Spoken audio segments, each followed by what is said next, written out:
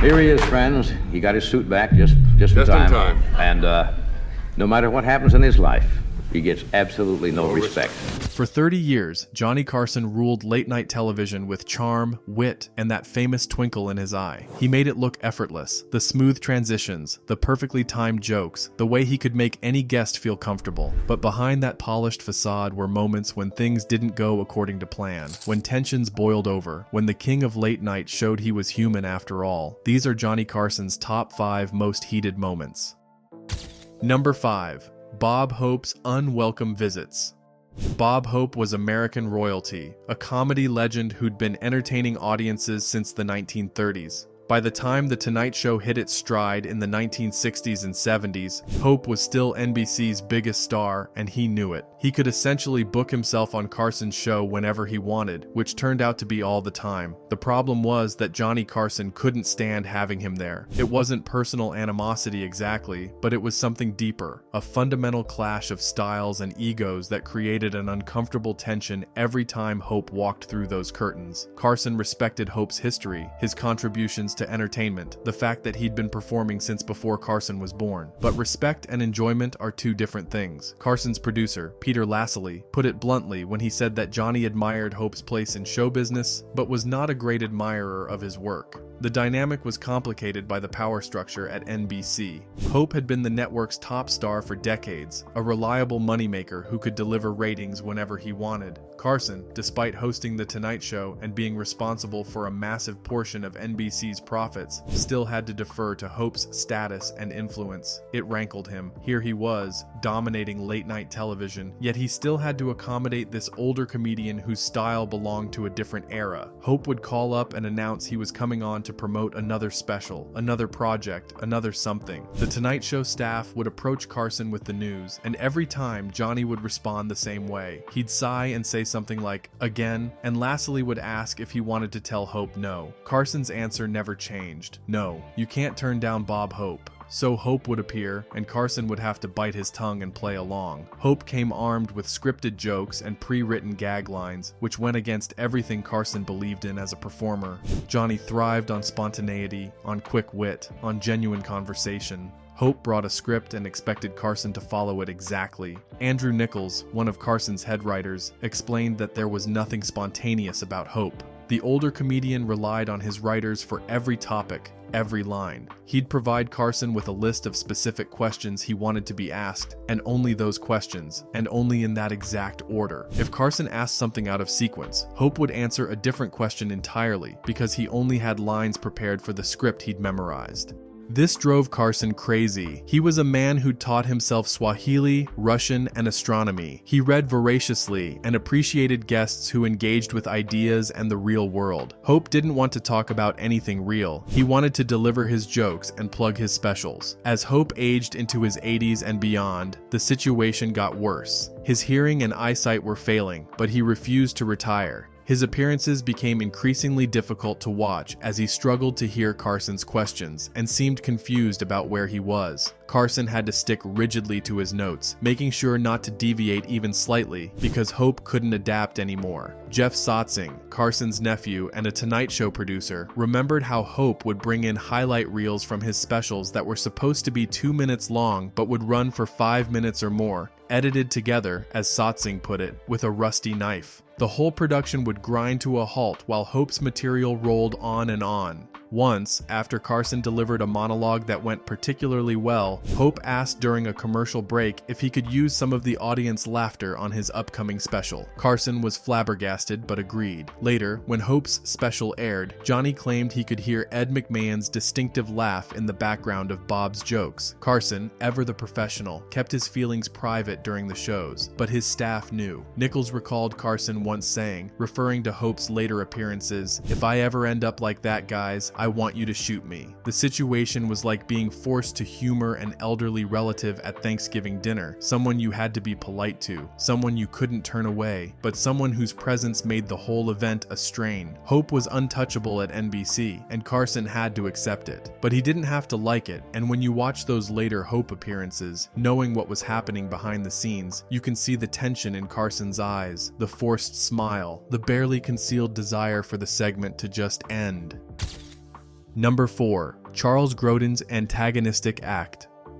Charles Grodin appeared on The Tonight Show 36 times between the 1970s and early 1990s, and every single appearance was uncomfortable. Deliberately, intentionally, brilliantly uncomfortable. Grodin had developed a persona specifically for talk shows, a curmudgeonly, passive-aggressive guest who seemed perpetually annoyed by the whole experience. He'd accuse Carson of not caring about his guests, mock his jokes, question his sincerity, and generally behave like someone who'd rather be anywhere else. To viewers who didn't understand what was happening, it looked like genuine hostility.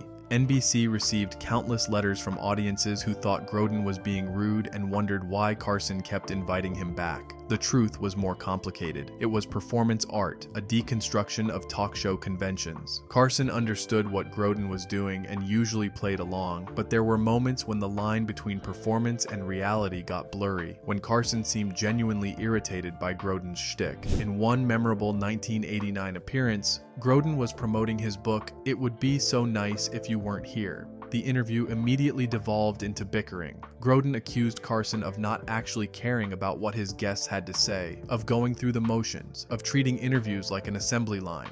Carson tried to laugh it off, but you could see the irritation creeping in. A year later, Grodin returned to promote another project. The contentious dynamic continued, with Grodin relentlessly questioning whether Carson cared about anything at all. Are you interested in anything? Do you really care? What do you care about in life? Grodin pressed. Carson, clearly annoyed, responded, yes, my health. And I've got this terrible pain right now. The tension wasn't entirely fake. Grodin's act worked because it touched on something real. The artificiality of talk shows, the repetitive nature of promotional interviews, the way hosts and guests pretend to be friends when they barely know each other. Carson had been doing this for decades by that point, and while he was the master of the format, part of him must have recognized the truth in Grodin's satire. One night, when Grodin's jokes were falling flat and the audience wasn't responding, he did something extraordinary. He pulled out his script and burned it right there on stage, a theatrical gesture that seemed to say this whole enterprise was pointless anyway. Carson watched, not quite sure how to respond.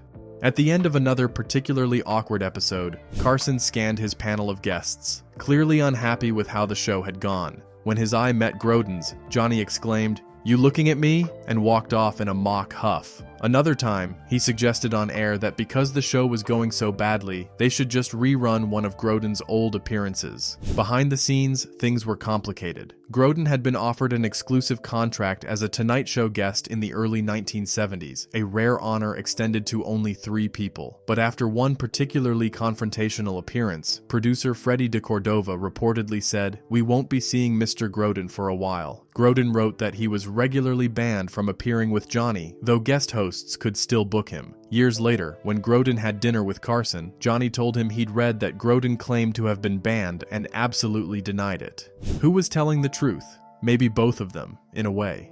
Carson appreciated Grodin's talent and understood the act, but that didn't mean he enjoyed being the target of it night after night. The dynamic worked because both men were professionals who understood performance. But performance has its limits, and there were moments when Carson's smile seemed more strained than usual, when his responses had an edge that went beyond playing along. Grodin's appearances generated great television precisely because they lived in that uncomfortable space between comedy and conflict, between performance and reality. The irony of the situation was that Grodin had originally started doing talk shows to dispel the public perception that he was a jerk, a reputation he'd earned from playing uptight, difficult characters in films like The Heartbreak Kid. Instead, his talk show persona reinforced that image, even though it was all an act. Grodin viewed talk shows as entertainment and his appearances as performances. He was satirizing the whole enterprise, but many viewers took it at face value. Carson understood this intellectually, but emotionally, it must have been exhausting. After nearly 3 decades of hosting The Tonight Show, maintaining the facade of enthusiasm night after night, Grodin's act hit too close to home. It exposed the artificiality of the whole format, and while Carson was a master of that format, he wasn't immune to wondering if any of it really mattered.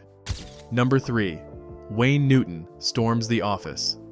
Wayne Newton was already a Las Vegas superstar when he appeared on The Tonight Show in the 1970s. Known as the Midnight Idol, he headlined the biggest rooms on the Strip and made millions performing. He and Johnny Carson moved in the same circles. Both were entertainment royalty, both had Las Vegas connections. They weren't close friends, but they were friendly. Newton had appeared on the show many times without incident. Then Carson started making jokes about him. It began subtly at first, little comments in the monologues, but the jokes became more frequent and more pointed.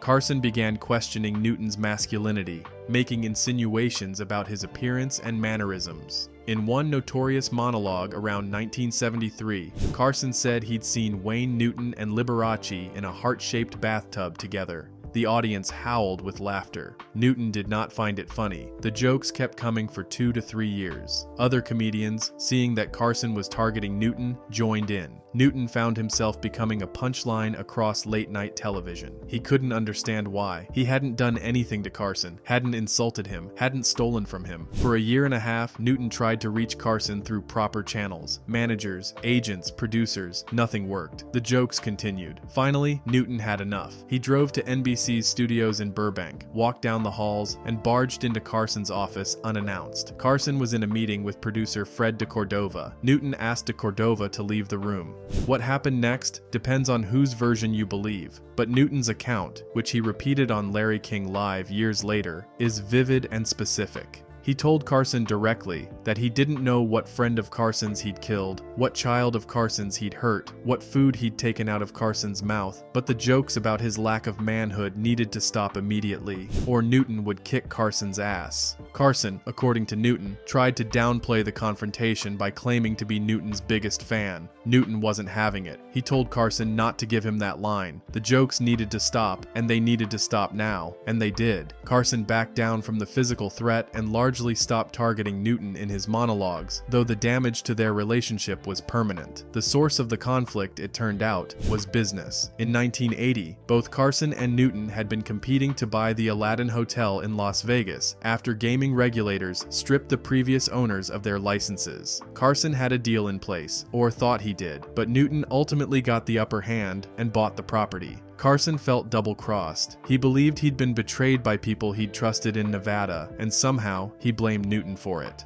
So Carson did what he knew how to do best. He used his platform to attack. Night after night, he'd make Newton the butt of jokes, subtly destroying his reputation in front of millions of viewers. For Newton, who'd built his entire career on his image and brand, it was devastating. Years later, in 2007, Newton spoke about Carson on Larry King's show and didn't mince words. He called Carson a mean-spirited human being. He said there were people Carson had hurt that the public would never know about, and that for some reason, Carson had decided to turn that negative attention toward him. Newton also claimed that Carson was ultimately responsible for linking him to the mafia. In the early 1980s, stories began circulating that Newton had mob connections, that he was fronting for organized crime with his purchase of the Aladdin. Newton believed these stories originated from Carson's influence and connections in the media. Newton eventually won a $5.2 million libel suit against NBC for linking him with organized crime, though a federal court overturned the award in 1990. Carson never publicly commented on the confrontation or the feud. He maintained his dignity and his silence, as he always did with personal conflicts. But those who worked with him knew he was furious about the Aladdin situation and never forgave Newton for it. The confrontation in Carson's office remains one of the few times someone physically threatened the king of late night and got away with it. Newton was a large man from a tough background, and his career didn't depend on Carson's approval. He was making millions in Vegas regardless. He had nothing to lose by standing up to Carson, and he did it.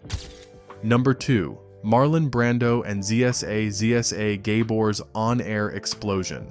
In May 1963, The Tonight Show was broadcasting live from Burbank, California. Carson was still relatively new to the job. He'd only been hosting for about a year, and the show was bringing in big Hollywood names to boost the ratings and establish Carson's credibility. On May 15th, the guest list included socialite and actress Joan Gabor, who was promoting her new face cream, and Marlon Brando, who was at the absolute peak of his fame and powers as an actor. Having both of them on the same night should have been a triumph. Instead, it became one of the most uncomfortable moments in Tonight Show history. Brando walked out drunk. very drunk. He sat down next to Gabor, who had just finished her segment, and immediately the energy in the room shifted. Brando started off cordial enough, calling Gabor fascinating and charming, complimenting her in that way very drunk people sometimes do when they're trying to prove they're not as drunk as they obviously are. But Gabor kept interrupting him. Every time Brando tried to speak, she'd cut him off, steering the conversation back to her face cream and its incomparable benefits. Brando's patience, already thin from the alcohol, began to evaporate. He attempted to tell a knock-knock joke. It was weak, the kind of joke that gets polite applause because the audience doesn't know what else to do. Gabor pounced on it immediately. Only for Marlon Brando would they applaud for that, she said with a smile that wasn't entirely friendly. The atmosphere turned cold. Gabor redirected the conversation back to her face cream yet again, going on about its miraculous properties, how it would revolutionize women's beauty regimens. Brando had heard enough. "Are we going to have to sit here all night and listen to your crappy plugs?" he asked. Carson tried to intervene, to smooth things over with a joke or a transition, but it was too late. The exchange devolved into an argument, with Gabor and Brando trading insults. The exact words were lost in the chaos, but the anger was unmistakable. After a few more barbs, Gabor stood up, gathered her dignity, and walked off the set, leaving Brando sitting there with a sly smile on his face.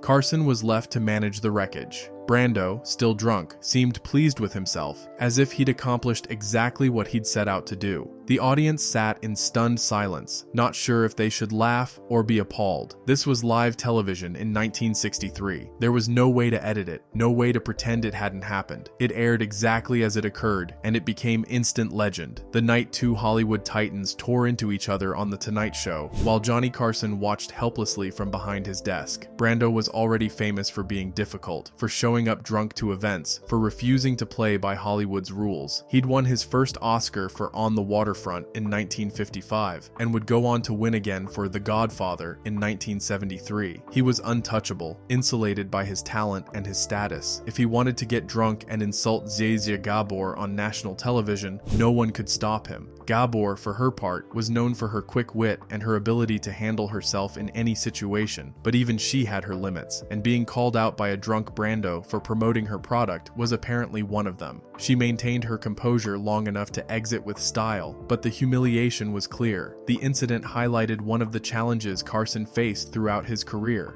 managing guests who were unpredictable, who didn't respect the format, who were too famous or too troubled to care about the conventions of television. Carson's genius was usually his ability to navigate these situations with charm and humor, to diffuse tension before it exploded. But even he couldn't prevent what happened that night. The Brando-Gabor confrontation remains a reminder that live television is a high-wire act, and sometimes people fall. Carson learned from it, became even better at managing difficult guests, at sensing when something was about to go wrong and steering away from it. But in 1963, he was still learning, and Marlon Brando was too drunk and too legendary to be managed. Number 1. Joan Rivers' ultimate betrayal. For 20 years, Joan Rivers was one of Johnny Carson's most beloved guests. She first appeared on The Tonight Show on February 17, 1965, and Carson immediately recognized her talent. At the end of that appearance, he told her, "You're gonna be a star." Those words changed Rivers' life. She became a Tonight Show regular, appearing over 185 times throughout the 1960s, 70s, and early 80s. More than that, she became Carson's permanent guest host, filling in for him dozens of times when he took nights off. She considered him her mentor, her champion, the man who'd given her everything. He considered her part of his Tonight Show family. Their relationship seemed unbreakable. Rivers spoke about Carson with genuine affection and gratitude. He seemed proud of her success, pleased that he'd helped launch her career. They had an easy rapport on camera, the kind of chemistry that can't be faked. Then came April 25, 1986. Rivers appeared on The Tonight Show that Friday night to promote her new book, Enter Talking, which was about her early career and her Tonight Show breakthrough. It was a sentimental appearance. Rivers wore the same dress and accessories she'd worn on her first Carson appearance 21 years earlier. The segment was warm, nostalgic, affectionate. They laughed together, reminisced together, celebrated their long friendship together. 9 days later, on May 2nd, Rivers hosted her final week of Tonight Show guest hosting duties.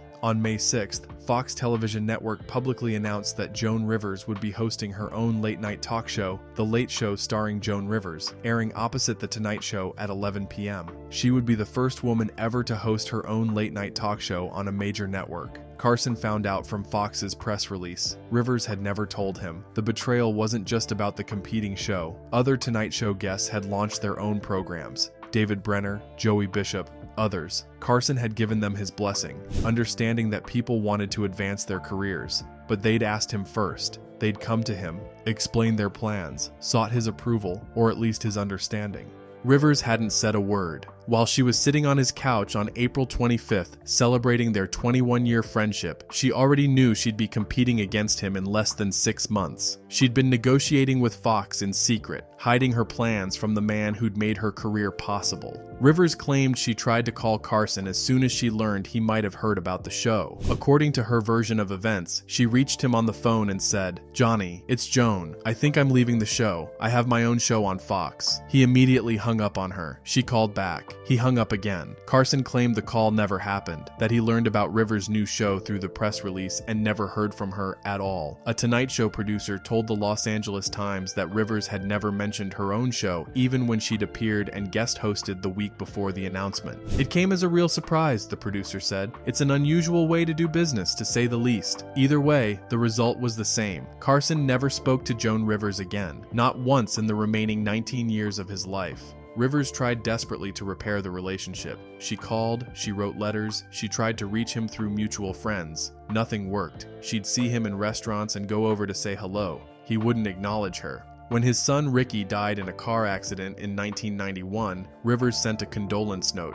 Carson never responded. The professional consequences were swift and brutal. Rivers was essentially blacklisted from NBC. Carson's influence extended throughout the network, and doors that had once been open to her slammed shut. She wouldn't appear on NBC late-night television again until 1995, when Conan O'Brien hosted Late Night and Carson had long since retired. Rivers' own show lasted less than a year. Behind-the-scenes drama plagued the production from the start. Fox executives wanted Rivers to fire her husband, Edgar Rosenberg, who was producing the show. When she refused, they fired both of them. The show was canceled. 3 months later, Rosenberg died by suicide. In a matter of months, Rivers had lost her mentor, her show, and her husband. The price of the Fox deal turned out to be almost everything she cared about. Carson, for his part, maintained his silence. When asked about Rivers, he'd simply say, "I wish her the best in whatever she does," and nothing more. But those close to him knew he was deeply hurt. One Tonight Show staffer said Carson felt sucker punched by Rivers' decision to compete against him without telling him. Rivers later reflected that maybe she should have asked for Carson's blessing before taking the Fox job, but she also suggested that Carson's reaction revealed something darker, a possessiveness that went beyond professional mentorship. "I think he really felt because I was a woman that I just was his," Rivers said in an interview years after Carson's death, "that I wouldn't leave him. I don't understand otherwise what was going on. I think it was a question of, I found you and you're my property. He didn't like that as a woman. I went up against him." Whether that assessment was fair or not, the damage was irreversible. Carson died in January 2005 without ever reconciling with Rivers. She died in September 2014, nearly 30 years after the final conversation they'd had on that April night in 1986, when they'd celebrated their friendship and she'd worn that dress from 21 years earlier. In 2014, just months before her death, Rivers finally returned to The Tonight Show when Jimmy Fallon took over as host. It was too late for Carson to see it, too late for them to make peace, but it was something. Rivers sat on that couch again and remembered the man who'd told her she was going to be a star. The Carson-Rivers feud remains the saddest of all his conflicts because it involved someone he genuinely cared about, someone he'd championed and supported. The other feuds were about egos or business or creative differences. This one was about trust and betrayal and the price of ambition. Carson could forgive many things, but he couldn't forgive what he saw as personal disloyalty from someone he'd treated like family. Johnny Carson hosted The Tonight Show for 30 years and interviewed thousands of guests. Most of those interactions were smooth, professional, entertaining. But these 5 moments remind us that behind the polished performance performance was a man with pride, with limits, with the capacity to be hurt and angered just like anyone else. The king of late night may have seemed untouchable, but he was human after all. If you enjoyed learning about these heated moments from Tonight Show history, please like and subscribe to our channel for more nostalgic content about the golden age of television.